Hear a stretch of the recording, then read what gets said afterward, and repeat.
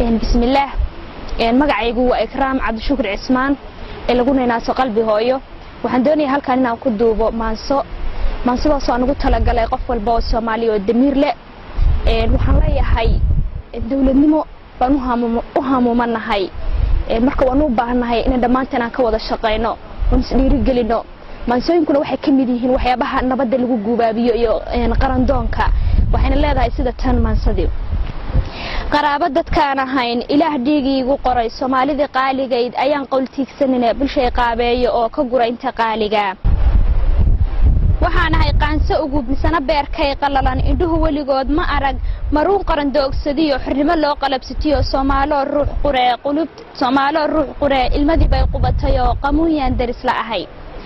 dhaxan kala qaybsanayn dhaxay balo iyo qabiil danteeni kala qubeen qaxootiga ina badeen dhaxaynu isqalanayo walaalkeen qiiqino qabriga u taxaabnay hanad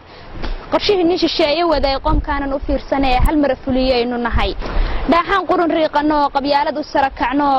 qaloocan doorano misna u riyaaqayne inaan maantaba qubnaa quruxdu waa ayahe bulshay maad qaayibtaan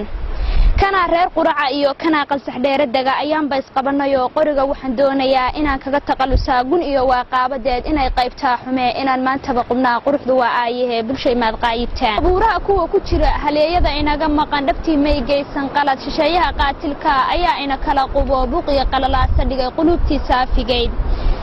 deeqsiga neefku qalo qalbiga ka doonayo aan xumo ku quuri karin inaad Soomaaliyeey qurun noocaasatiin ayaan qirayaa hubaal qas'uun ruuxii ku maqan ilaahay naga qabtay qasho ayuu qayb ka noqon qasho ayuu qayb ka helin inuu ina kala qubaa qalma noo curan lahaa hadaynu isquursanayn waqtiga maanta ee qaraar ninkii qiimeeya qaran qorta laga goynayaa ninkii runta qiri yaqaan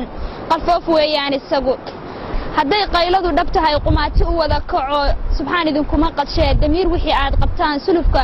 qowda ah iyo nin qaab daran suuliyo qumanaya siindhaho ka soo baxa qaaradaha